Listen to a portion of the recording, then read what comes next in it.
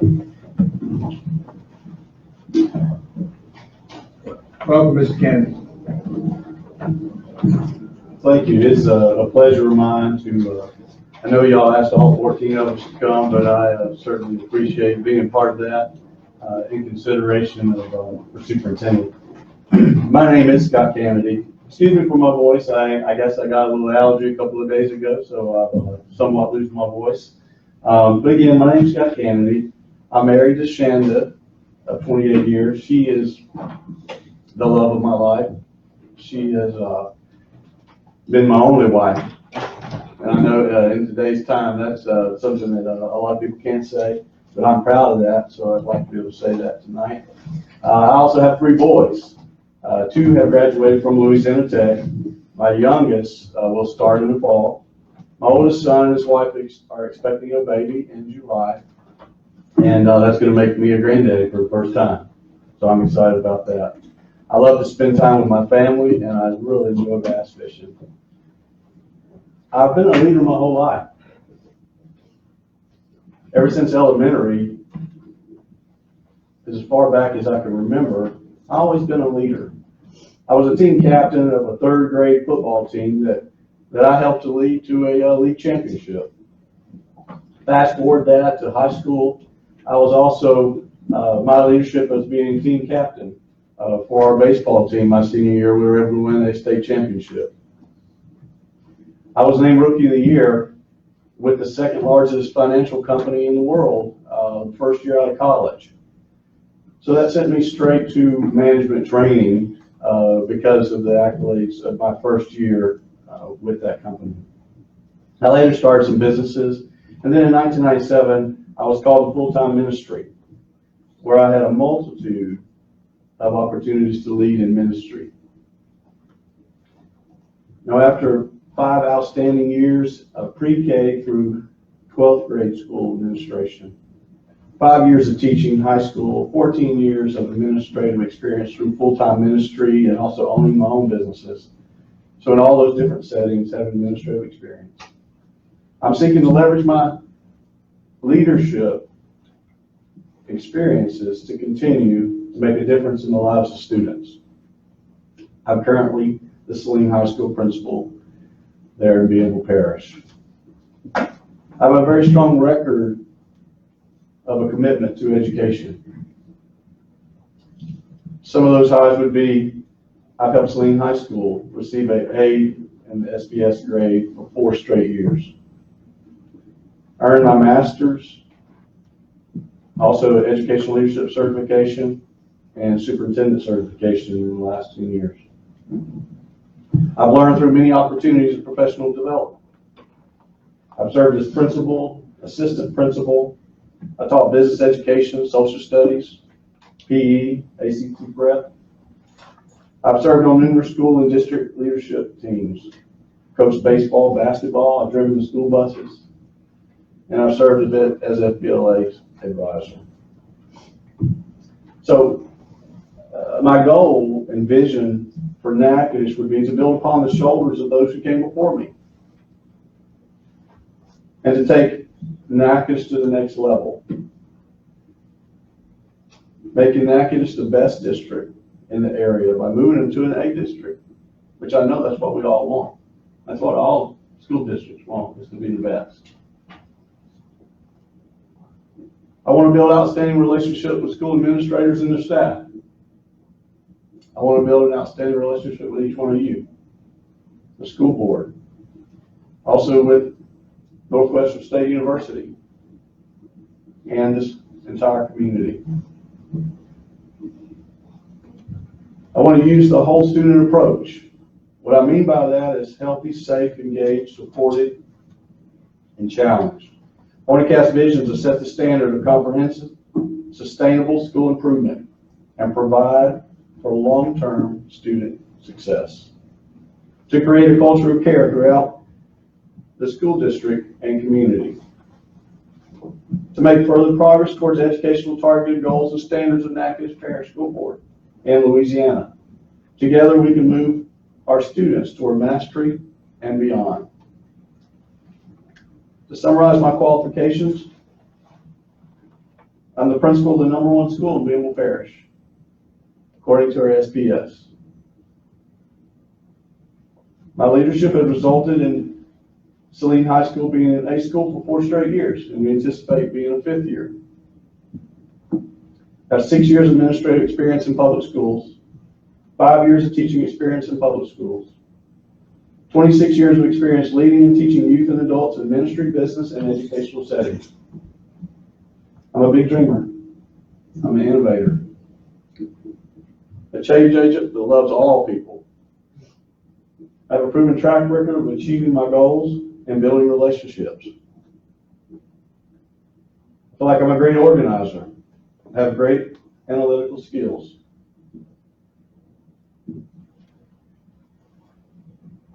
Eight years of varsity baseball and basketball coaching experience.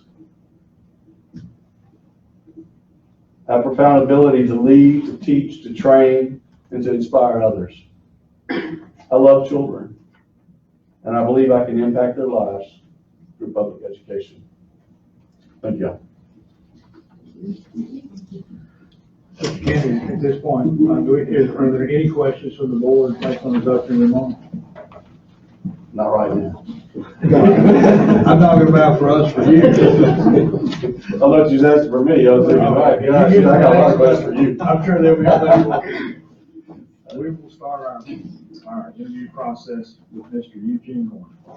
First of all, Ms. Canady, thank you for your application. And my question is, what is the biggest barrier in education today, and how will you work to foster students successfully in those barriers? Well, I think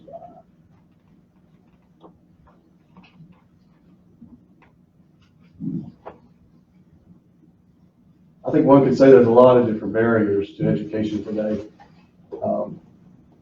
I feel like the #1 barrier is what's been coined as the achievement gap. I'm not sure it could be called the achievement gap, but there's definitely a deficit between the way our students learn and the quality of students' education, not just here in Louisiana, but all of the United States. And I think until we acknowledge that and we work towards changing that, but again, the beginning is acknowledging it and bringing all those to the table. I don't think we can make any real changes until we do that.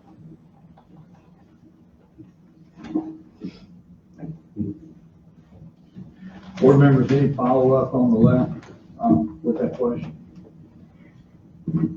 On this side, any follow-up questions for Mr. Canady?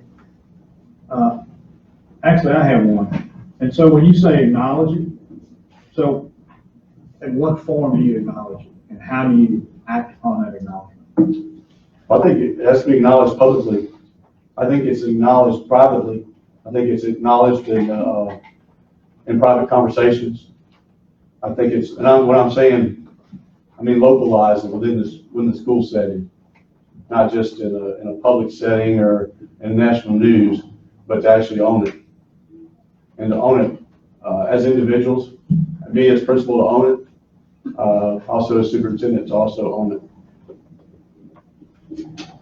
And so once you acknowledge it and own it, what do you do to move forward with it?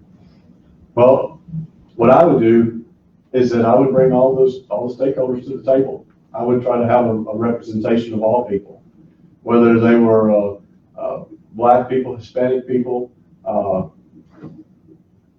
impoverished people, people of all different backgrounds that sometimes don't get invited to the table, and to listen. So I'd start probably with surveys, because I would want to know what's going on. Here in this parish, I'd want to know what's going on. I'd want to get feedback from the community. Okay.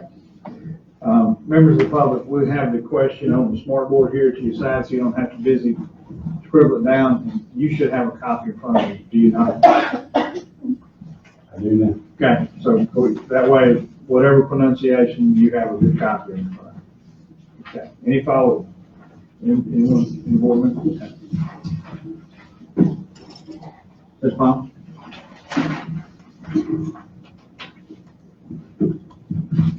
We have a large African-American student population here in Natchitoches Parish. How do you foresee enhancing meaningful administrative positions for qualified African-Americans throughout our parish?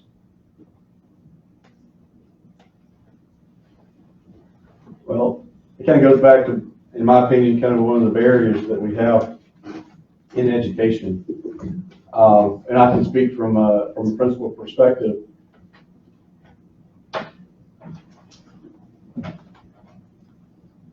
You know, when I have an opportunity to hire teachers, I find it difficult to find highly qualified Black teachers.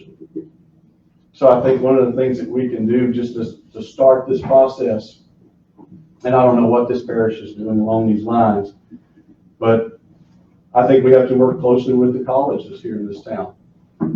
Work closely with the administration and all these schools. Create an opportunity for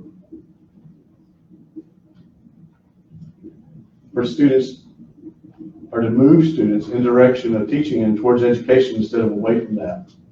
To be able to move our Black students towards education and to move them in a way that they can see this occupation as something exciting, something that they want to do. I think it starts there. I think it starts with our teams. I think it starts with our college graduates. I think it starts with our teachers that we already have that's on board, that's teaching.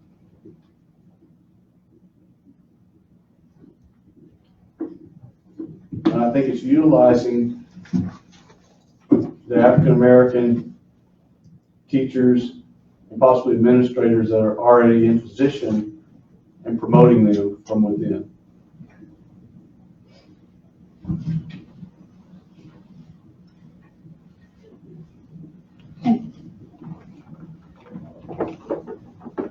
Any follow-up with that question? Mr. Nancy? This is a totally different subject. This is in the finance area. What is your experience with budgets and what process would you use to prepare a budget? Well, unfortunately, I have not been a superintendent before. My experience with budgets would be predominantly within, church budgets, working with church boards. As far as preparation for preparing a budget, again, to get, everybody that's involved, whether it's supervisors or directors, people that are in charge of certain areas, to get their input, to get their feedback. I'm not one to arbitrarily just set a budget and say, this is what you have. I want to hear what the needs are. I want to hear the heart of what those people, what they feel that needs to be accomplished as far as in this parish, in this school district. That's what I would do. I would want to hear what the needs are and be able to compare those. As a follow-up to that, how would you handle if you had a yearly deficit? We got to evaluate. We got to reevaluate. We got to be transparent. If we got a deficit, we got to call it a deficit. We got to look at what those expenditures are. We got to see where the money's going. We got to see what where the money's coming in, what the cash flow looks like. Then we have to prioritize. And we got to know what are our priorities? What do we value the most? And in every decision that we make when it comes to budget, are we putting students first? We always have to put students first in every decision that we make.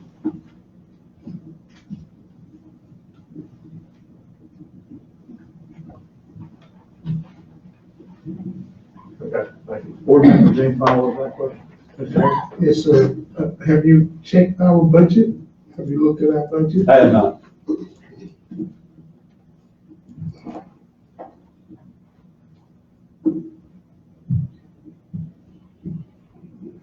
Ms. McGaskey?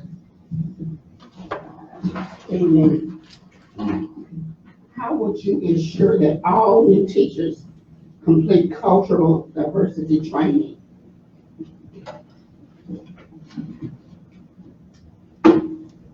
I think it should be mandatory. And if it wasn't mandatory, it needs to feel like it's mandatory. It should be something, it should be a culture and environment that we have here in our parish under my leadership. That it would be something that we'd want to do. And the way to ensure that, of course, is accountability. It starts from the top down. Can you, Go ahead, sure. Do you have any? would you, put in place to ensure that all new teachers receive cultural diversity training? Well, I do it the first of the year before school started, for sure. You know, all new hires would, that would be a component of what we would do in our PD before school starts. Mr. Canady, what experience do you have in this area? Well, I think the experience, ministry certainly allowed for that. I had the opportunity to be in ministry here in Louisiana, also in California, also in Texas. Certainly, predominantly Hispanic community when I was in California. It was certainly something that we had to do as far as diversity training for all, because even in a predominantly Hispanic community, they need to understand the cultures of white Caucasians, also our Black community. So in the church context, you know, when you tell everybody they got to love everybody, then you got to provide training for that. And so in the church context, certainly done that. Within the school context, what I've done with my faculty is to address what the diversity is in our school and to talk about our student population and to use data that's collected from whether it's referrals that's sent to the office or whether it's performance on tests, and to address them in that form and fashion.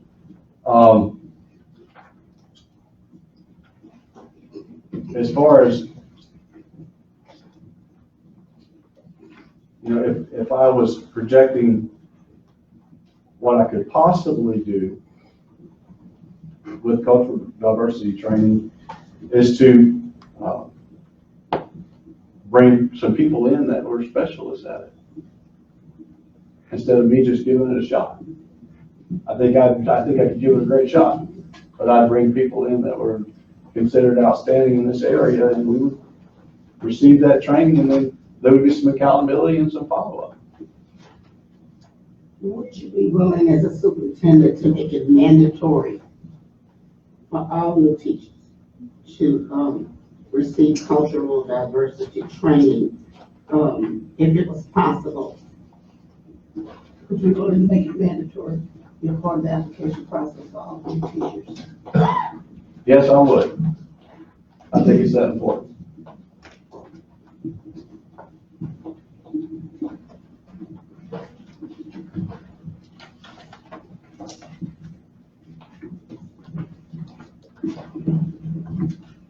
Any follow-up to that, woman?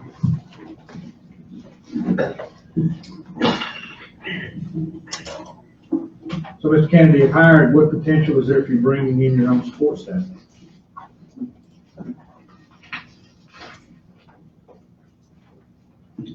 At this point, I don't see it as being potentially me bringing people from my school or my district in.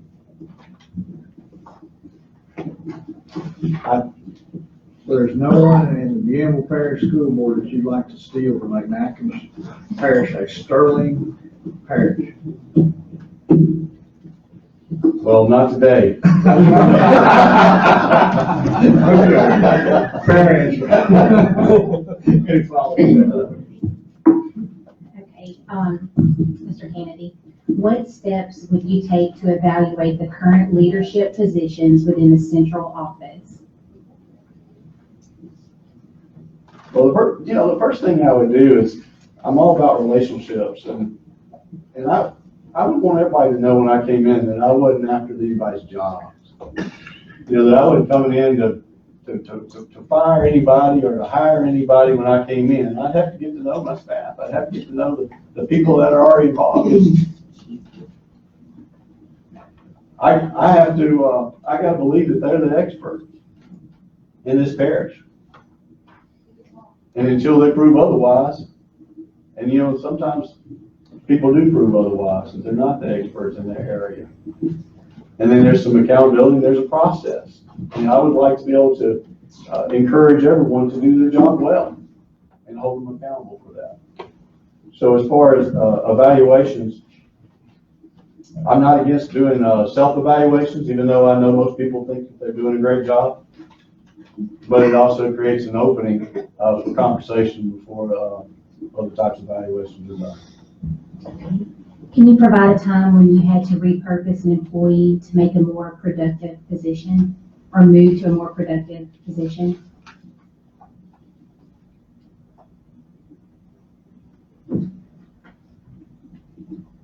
Well, as a principal, you have opportunity to do that not often, at least I don't, that often at Saline, I don't.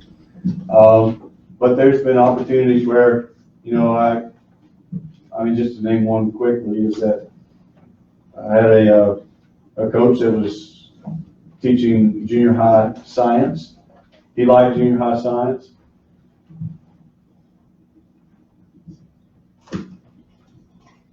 But I thought he would be more productive as a business teacher. And the reason for that is because I felt like our school needed to be able to teach speech. And I knew we could do that through our business program. And the reason I say that is because the first year that I was there, whenever we were interviewing, we have a scholarship that we give away through our school that we have 4 people. I'm one of the people that's on the panel. And when we interviewed those students, I was embarrassed for us as a school. There was a cream of the crop of our seniors, and they did awful in their interview. And I knew I had to do something about it. So I repurposed my teacher. and he was hesitant about it at first. But after he realized why he was there, and again, in the process of helping him to understand what his role is, and then when he came out on the other side and he received so much praise for how well the students did the following year, he certainly believed in where he was and what he was doing. I do have a follow-up question. Do you believe that you possess the skill set to notice gifts in certain people or lack of gifts in other people to move them to other positions? Yeah, I feel like I do. And like I said, sometimes it's obvious. And I'd much rather move someone to another position than to get rid of somebody. I want to create opportunity for success in all people. And sometimes people are stuck in the wrong position. And they're working hard and diligently in that position, but it may not be right for them. And I think that I have the ability to be able to tell. And a lot of it's by how well they perform their job. Thank you. Any follow-up? Mr. McGuire. We all understand that job satisfaction is a key to retain our employees long term. Aside from pay increase, how could you positively impact staff job satisfaction?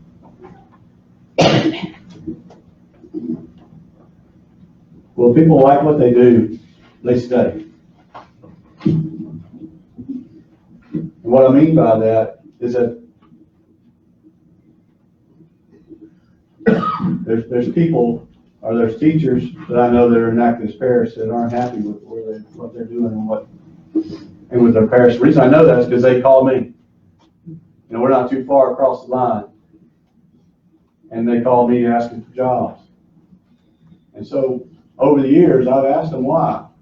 And there's some dissatisfaction. And when I applied for this position, I had to take that into account.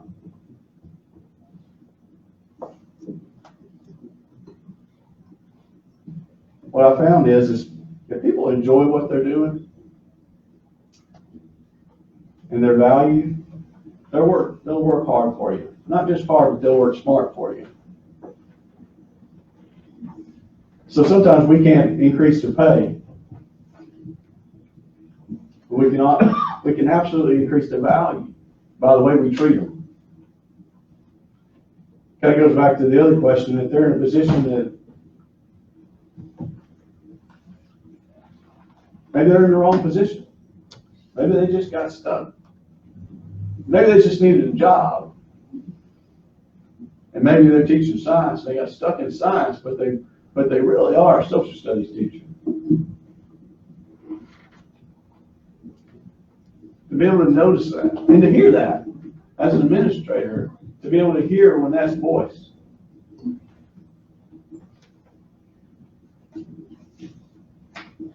What I found is that if people know you care about them, that's if the students know you care and your teachers know you care, they will work for you. But that's hard. You can't just tell them you care. You got to care every day, every hour.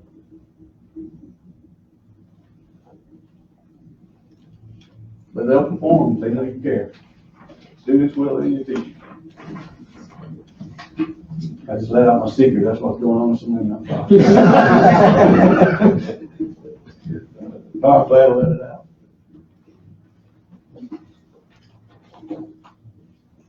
What would you do specifically to show that the employees that you value the hard work that they're doing? What have you done specifically, for example? You got to be there. You got to be there for them. You got to be in the classroom. Not in the classroom so much just observing them, but you got to be there to help them. They got to know that you're part of the team. That you ain't, the gotcha game's not happening. The game is that we're all in this together.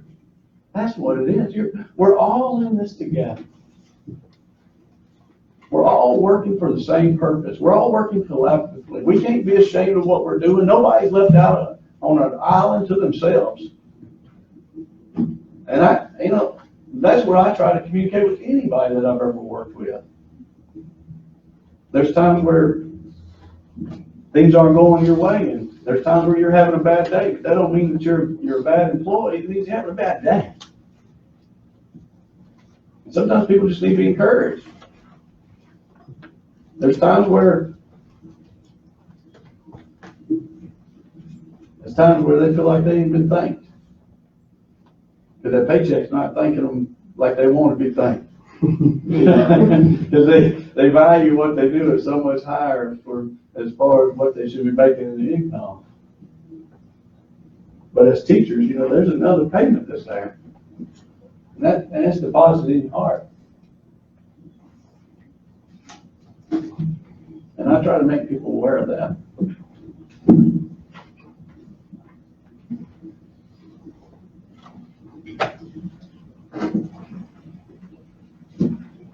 Okay. Any follow-up? All right. Sounds like you've been reading John Maxwell a lot. 21 Irrefutable Laws of Leadership. And I have a question. What will you do to increase dual enrollment and jumpstart pathways? Well, the first thing I would do is build a relationship with the college. that'd be my first step, because I want to see what the colleges are willing to do. The second thing would be find out what teachers that we have that can teach dual enrollment courses and increase that number. And so that kind of goes hand in hand. You know, I think we have I don't know if it's a sleeping giant, but I think we've got a giant here in Natchez Parish with Northwestern right there. I can't think of a better feeder program for our teachers. I can't think of a better feeder program for dual enrollment. So that would be the first thing, or the second thing that I would do.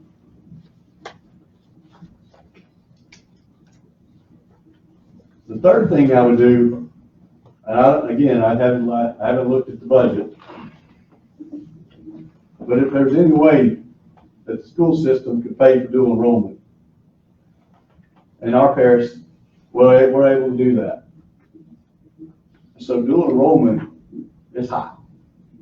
I'm just telling you, there are a lot of kids that are, their junior, senior year, they're working on associate degrees. Some through BIPSI, and we do send students to Northwestern also. So there's opportunity that's there. As far as jump start pathways, you got to get out in the community. You know, Saline, there's not a lot of businesses in Saline. You probably drove through there before. There's just not. But there are businesses in the surrounding area. But you got to get them on board. And the way to do that, again, you can't do that from your office. You got to get out there where they're at. You got to go see them. You got to talk to them. You got to eyeball them. And, through our Jump Start program, some statistics that was thrown out through a teacher leader workshop I was in one time said that 80% of our students won't graduate from college. Well, if they're not graduating from college, they better be on some type of Jump Start pathway. But in our high schools, typically we got 80% of them on a college track and 20% on the Jump Start pathways. So those numbers don't make sense to me. But it takes a coordinated effort. And if you got one school that's great at it, they need to share their secrets. Because we're all in this together. We're competitive, but we want to do what's best for children. And if the school on one side of the river is doing great with dual enrollment, Jump Start pathways, then that needs to be shared. So the way I would increase dual enrollment and Jump Start pathways is you got to put it as a forerunner. You got to put it out there. You can't just say we have it, but you got to tell everybody we have it. And students will get excited about it. Then you got to canvas the community and people that can teach them Jump Start pathways also. And they won't get paid too. And we do have 3 institutions that are chopping at the bit. Northwestern, our trade school, our community college, as well as BIPSI. So those are 3 great resources. So it's got to work with them. Everybody willing to sit down at the table and work with them. thank you. Any follow-up, board members? All right, good evening.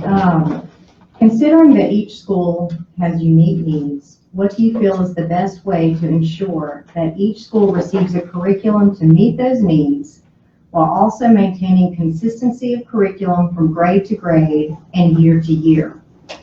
Additionally, how will you ensure that teachers will have all the supplies they will need to implement a curriculum prior to the start of a school year?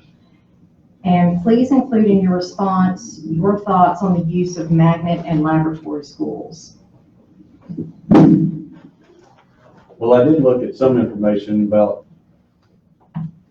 as far as student performance in this parish, and the Magnet and the lab school are doing very well. So they're obviously doing some great things. If you look across the board, there's some other schools that are struggling. I don't know why those things can't be shared. I mean, it could be, maybe it's competitive reasons, I don't know. But those are some of the things I would have to talk, as superintendent, those are some of the things I would have to find out. One of the things that I would do is I would want to get feedback from those schools. You know, it may be through surveys. I know I've used surveys 2 or 3 times, but surveys are important, y'all. How can you find out? Now, I do have an open door policy to my office, and teachers and people can come in there and tell me and whatever's going on or what they think that I need to hear and those kind of things. But when you let them do a survey and nobody knows who they are, you can get some real honest answers and some real honest questions also. And that's feedback, not just, from your immediate staff, from all stakeholders. One of the great things is to survey the students. A lot of things that we've added in addition to some of the things that we have on our campus was all driven by student surveys. The changes that I've made administratively, some of the things that steered that was teacher surveys. Our faculty staff, including bus drivers, custodial staff, everybody.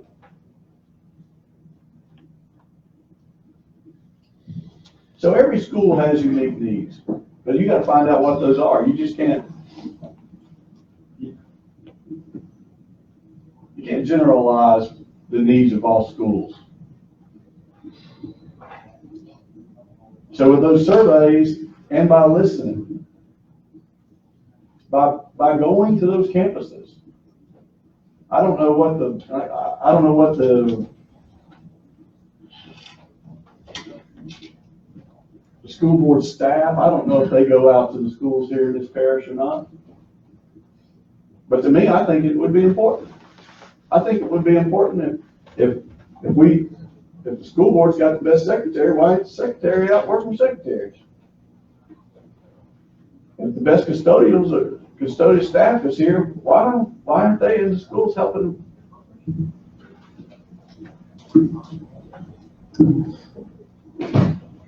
Those that were excelled in teaching, if they're now supervisor or directors, why aren't they helping teach? I think it's important that central office is in the schools.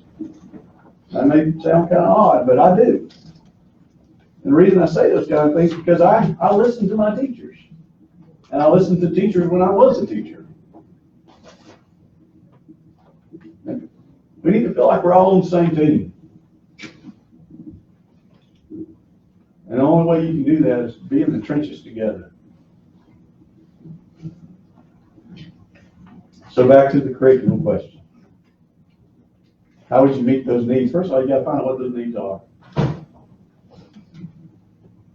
And how you find out those needs? Well, you certainly can look at test scores. You can break it down all the way to test question items and find out where the shortage is. What's giving us the most difficulty? Is our curriculum, is it what we need to be teaching the students? If we're going to hold our students accountable for a standardized test, then we better be teaching them. We better be teaching what we're holding them accountable, because if we're holding them accountable for something and we're not teaching them, then shame on us.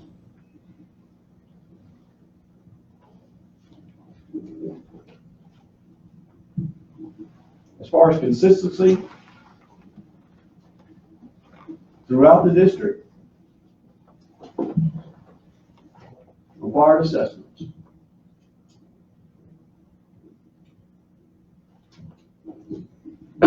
If we give district-wide required assessments, It gives us a picture where we are as a district before the test.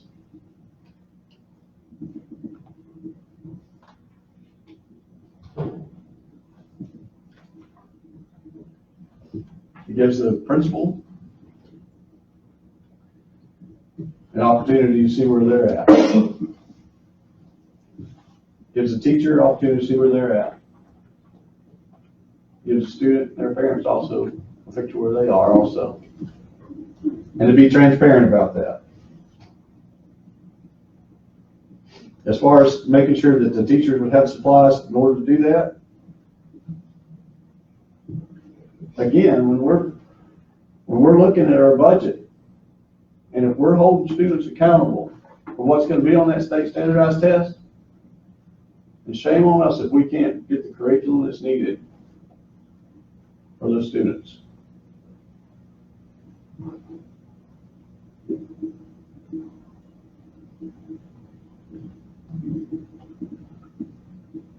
You know, 4 or 5 years ago, it might have been difficult to find curriculum.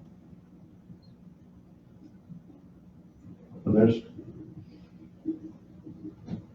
the states are putting out guidebooks that will help you. They used to when it first came out, they were barely guidebooks. But there's curriculum resources that are available that's out there that schools are using, that we're using. That's one.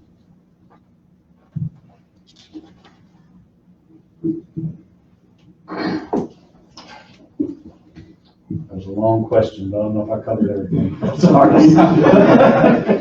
I gave it a shot anyway. Hope I didn't miss it completely. Any follow-up with that, board members? Ms. Beverly, anything you want to answer? No. Okay. Rescue. Good evening. My question is, our crime rate has increased dramatically, and I want to know what would you be able to put in place to help our children stay in school and further their education so that they won't end up on the street as another statistic?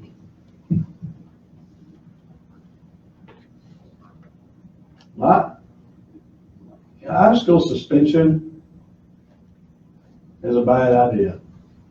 And I know that's my opinion.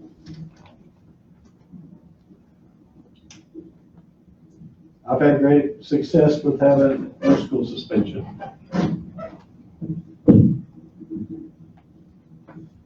I've also had great success in allowing students to make up work, even when they're suspended. Because ultimately, what's the point? The point is that the students are learning. I know there's school districts that when a student receives ISS or out of school suspension, that they're not able to make up that work. I don't believe it to be that way, and I've seen success by not allowing that in my school.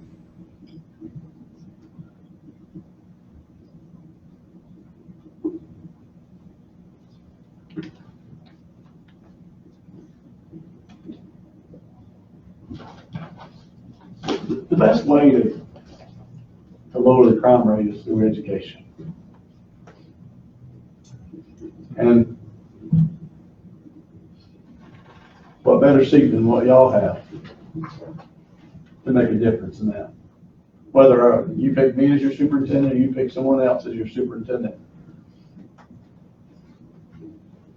To know that the crime rate is increasing dramatically, if I was superintendent, I feel like I might be failing my job.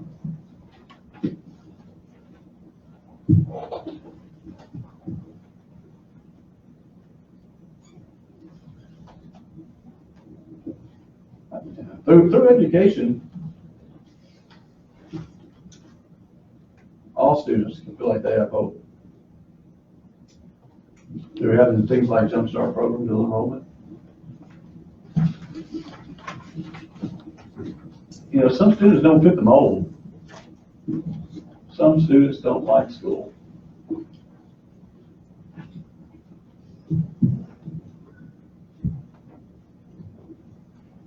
But we have to have something that we do consistently throughout the school district.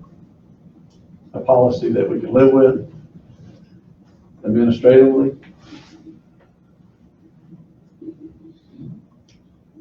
And don't be afraid to revisit it. If it's not working, well, let's revisit it. Let's see if we can fix it. Let's look for other opportunities all over the nation where there's success. Just because it's not working here, or maybe not working very well in parishes around us, maybe it's working somewhere else. Let's look. Let's look outside of what we're doing right here in Louisiana. One of the things that we started at Saline, that I started, and was that, like in all schools, there's always an opportunity for students to be bullied. I want to be proactive, and I've always been proactive, but in the school year that we had, we started this school year by empowering all our students. And what I mean by that is that we gave them a procedure to follow if they felt like they were being bullied. And it's a simple process, but it certainly has helped this school year. And what it looks like is that when a student, well, I just tell it like that, I said, well, they're messing with you. And they won't stop. Or they're threatening you in any way. You can look at them and you can tell them to stop. And I tell them, say it with a firm, say stop. Use a hand motion, say stop. That way on video, we can pick you up doing it if we can't hear you. If you say stop out loud and witnesses here, they can turn and see. So you have witnesses that somebody is messing with you and they've crossed the line. And if that person continues, then to walk away. If that person continues to follow you, then you go to a person of authority, a teacher or someone that's there, and report to that person. Now, what has that done? Some of those students that might have got kicked out of school because they're bullies, they're not bullying anymore. Because now the other people are empowered. And just like any school, we got students that want to mess with other students. They want to intimidate other students. They may be bigger. They may have more money than them. They may be a different color than them. But you have to put something in place. Not necessarily to protect them, but to empower them. And I believe programs like that will certainly decrease the crime rate, because a lot of that begins in our high schools, well, our junior highs, some in our elementaries.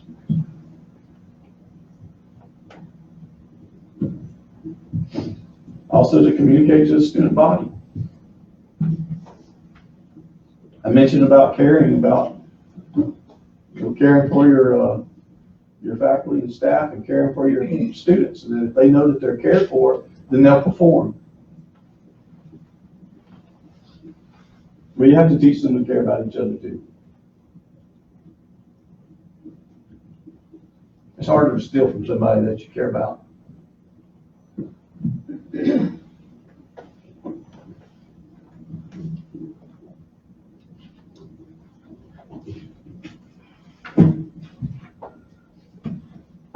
Any follow-up with that? I do. Okay, go ahead.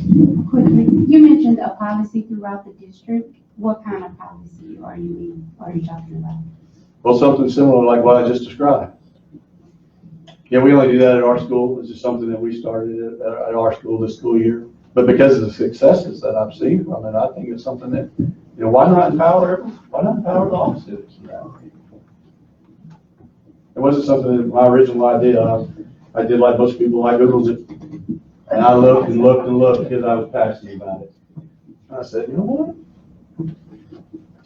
There's somebody out there smarter than me who's already got this figured out. And I'm sorry it was somebody in Illinois, but it was. But they are pretty good at activities, by the way. I have a question. Do you have any special after-school programs in place, tutoring, mentoring programs, or things of that nature? At Saline, we do not have free tutoring. We have students that do tutor other students for pay, and they are after school. again, creating a culture of care. My teachers will stay after school. If a student asks them to stay after school, they stay after school. I can't speak for everybody in the parish, but my teachers will do that. And I can look at parents and I can tell them we'll do it, and they do it. Thank you. I like your answer. I was just inquisitive. Did you look at our statistics of our suspension and expulsion? I have not done that. But I like your answer about not putting kids out of school. I've had an opportunity because we're so close by to deal with some students that we're trying to get out of this parish to go to school in our parish. Right. So I learned a lot through those circumstances. And then have you considered, especially as a district this big, partnering with like the DA, churches and things like that? Yeah, if you're not already doing that, then yeah. And we're not. Okay. Yes, you must do that. In my opinion, I'm sorry to say must, but I don't know how you can do it without it. Without their support, you can't do it. I mean, I've been on that other side from the church point. Yeah, I was in the schools. You know,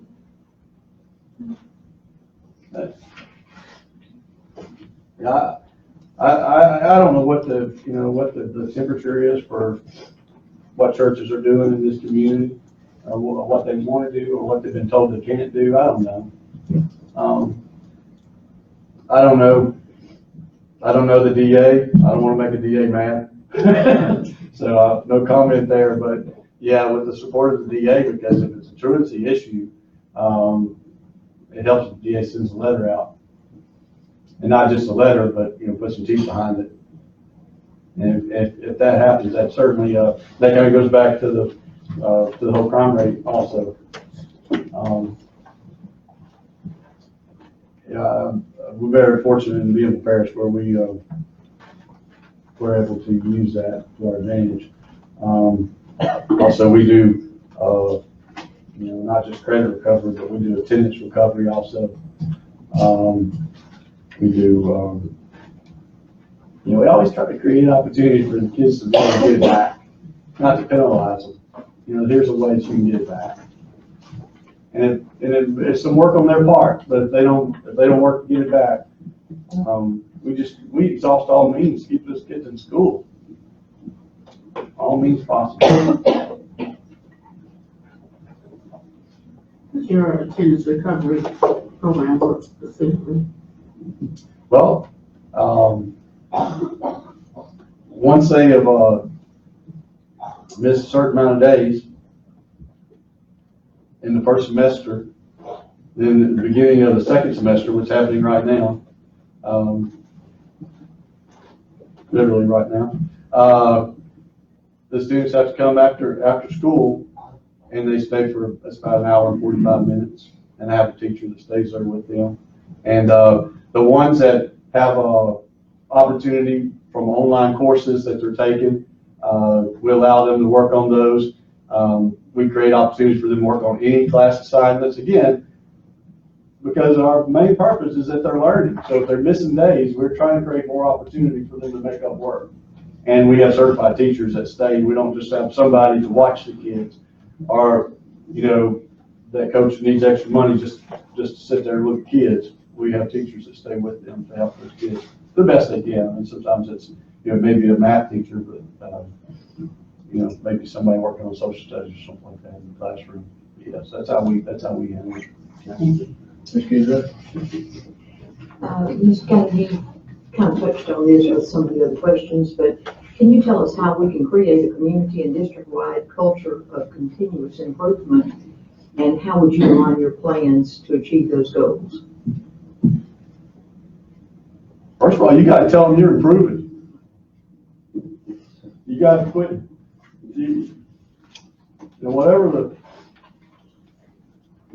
Whatever's going on right now, you got to start saying we're going to improve it. You got to change your language.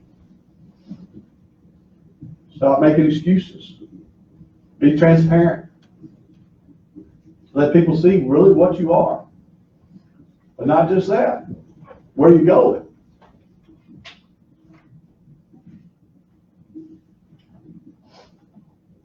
How do you create community?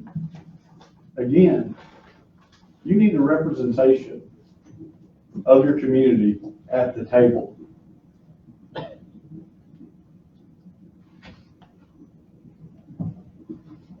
In lack of better words, it don't need to just be some old white guys like myself making decisions.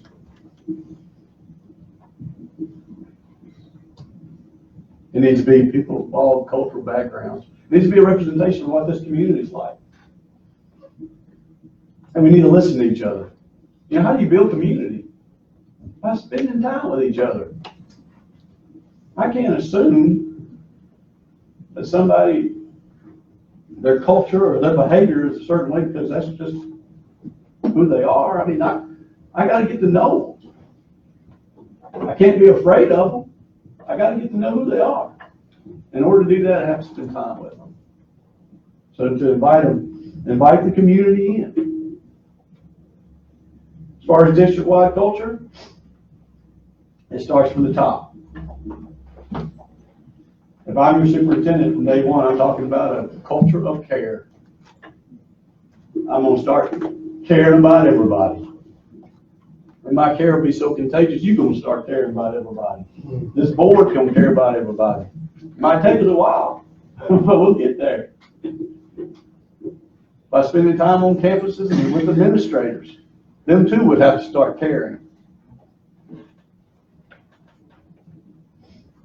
And what I mean by caring is by putting put the students first. Care about the students. And as administration, you have to care about your students, and that has to be contagious. Can't just be taught. The way you do that is by actions. You have to act on it. And that takes, it may take you, you may not be able to clock out at 4 o'clock. You may not be able to clock out at 3:20. You may not be able to clock in at 7:30. You may have to get to school early. You may have to take a ride in your district. See what it looks like. Okay, it goes back to how I answered the other question, is that, you know, the central office needs to have the pulse of what's going on in the community. Needs to have a pulse of what's going on in the class. Not necessarily in the class, but in the school. We can't, you know, if we have an F school, we can't assume that those students are F students because they're not. There's not any F students. I don't believe there's F students. Are there students that are making Fs, or are there students that are creating F scores on their SPS because of their performance? But they're not F students. And we can do so much better. You want to answer something? Any follow-up to that question? I do have a follow-up. So you mentioned a culture of caring. Was that part of your strategic plan to take Saline High School from a C to an A? Or what would you accredit to that move up? It started with an interview similar to this for a principal position. And I told them that my main agenda would be to create a culture of care. And that's what I've done. And I certainly would attribute it to our success. We went from a C school to an A school, about an 18-point jump first year. And I credit that not because I knew curriculum, not because I had some great leadership style that I was bringing, not because of years of experience as a principal, because that was my first opportunity to be a principal. But I knew if they cared. I knew if they cared. And they'd make a difference in those kids' lives. And we're a work in progress. But we're going to keep caring. We're going to keep using that terminology. And Now, sometimes it goes intertwined with the word love. Care is a sacred word in education, so we're gonna care about them, but they know we love them. Just saying. But again, it's in our actions. It's the way we behave. Mr. Canady, we're at that point where we'd like you to break into your closing remarks. And I would like you to entwine the question, why do you want this job?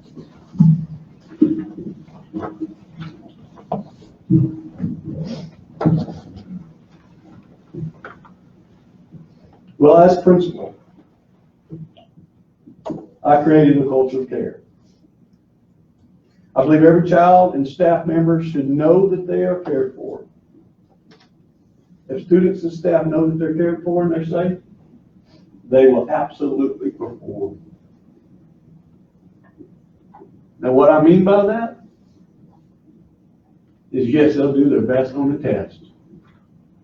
I don't mind telling students or telling teachers that some of our students, they're going to make some C's. They're going to make some D's. But if that's the absolute best they can do, we can work with that. We can take them from a low C to a high C. But you got to care. I know what it takes to improve student performance. I did it. I'm still doing it. I do it every day. Like I said earlier, we went from 84.1C to a 102.7 in the very first year. That's an 18.6 increase. That's a big jump. I've led the school to be an A school for 4 straight years. I believe this will be our 5th year. I've made school fun. I made it fun for the children and for our staff.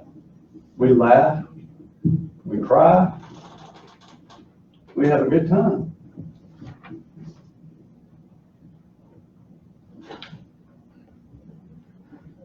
You know, you can do a lot of little things for teachers. It goes a long ways.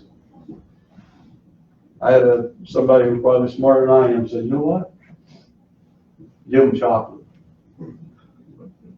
And I thought, what? And I'm telling you, I got chocolate in my office every day. And it don't stay in my office. I got a bucket this big, big orange bucket. I put candy in, put it by the teacher's boxes. Woo! I'm telling you, it goes a long ways. It goes a long ways. We make things fun. We celebrate our victories. When the state finally says we can tell everybody we made an A, we party. When I say party, we dance. Yeah, we dance. I'm telling you, we dance. Y'all ain't seen the videos, we dance. Whole gym. Pre-K all the way to high school. It's a party. We try to make it fun. We do a lot of field trips. I believe in field trips. Got to get them kids out of Saline. Got to get them out of the parish. Some of them never got out of the parish. You'd be surprised. I believe the strengths I can bring to this position is an investment of 11 years of my life in public education, 26 years of being an advocate for children and their families. No other candidate cares about students like I do. I will do what I say I'll do. I got a love for all people.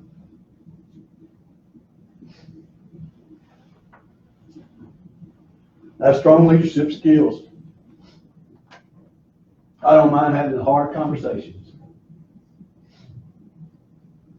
If there's trouble brewing, I'll get us all together. If I got a teacher yanning about this teacher, because this teacher's teaching that one, we got a lot of teacher kids in my school. Sometimes they go complain about us. We all come together, bring them all in the office together. I think that's important. I think it shows that you care. Don't let it continue. Bring everybody together. Work it out.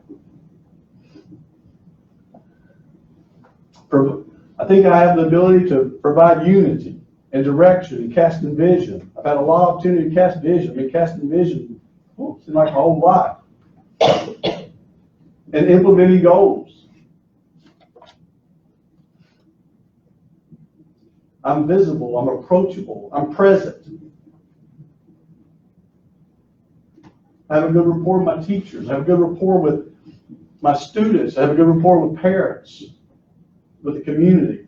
But that's something you gotta work at. It's not something that just naturally happens. At least it don't naturally happen for me.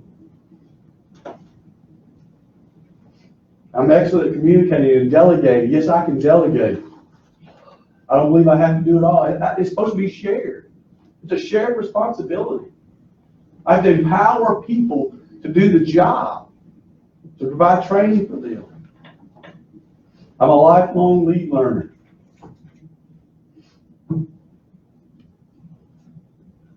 If you're looking for somebody who has experience as a superintendent, I'm not your man. I don't have any experience of being a superintendent. But I can learn anything. I can learn anything. When my seniors graduate, I want them to feel the same. I want them to feel they can learn anything. Anything they put their mind to, they can learn it. If you're looking for somebody that to meet the status quo, I'm not your man. If you're looking for somebody that's at the end of their career and they just want to just continue the same old program, I'm not your man. I'm looking for a long-term leadership opportunity. I feel like I'm good for 15 plus years.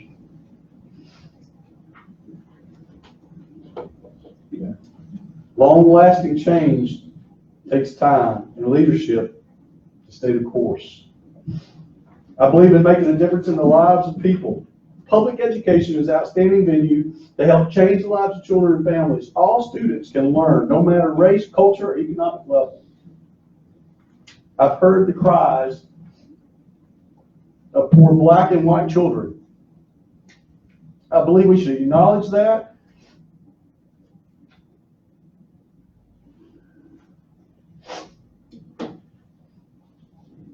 I think we should acknowledge that they're not taught the same. I think we should acknowledge that the same opportunities don't go to all children. I've seen this in schools with my own children. In Louisiana, California, Texas, so it's not just a Louisiana thing, it's not just a North Louisiana thing, it's an educational thing that I want to be part of fixing. I want to do my part. The social cost of not improving the school district is detrimental to the children and the families of this parish. I say that because whoever you hire, that's got to be understood.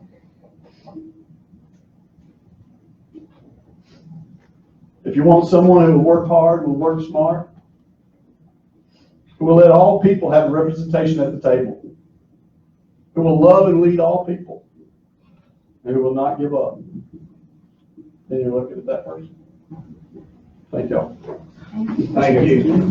Mr. Canady, anyone that interviews with us will receive a phone call. We will make our selection for our finalists on March 3rd. And March 4th, we'll be making a telephone call to let you know whether you're moving forward or not moving forward in the process. We really appreciate your time and your passion for public education for children. And thank you very much for coming in. I appreciate y'all's time. Thank y'all. Thank you so much.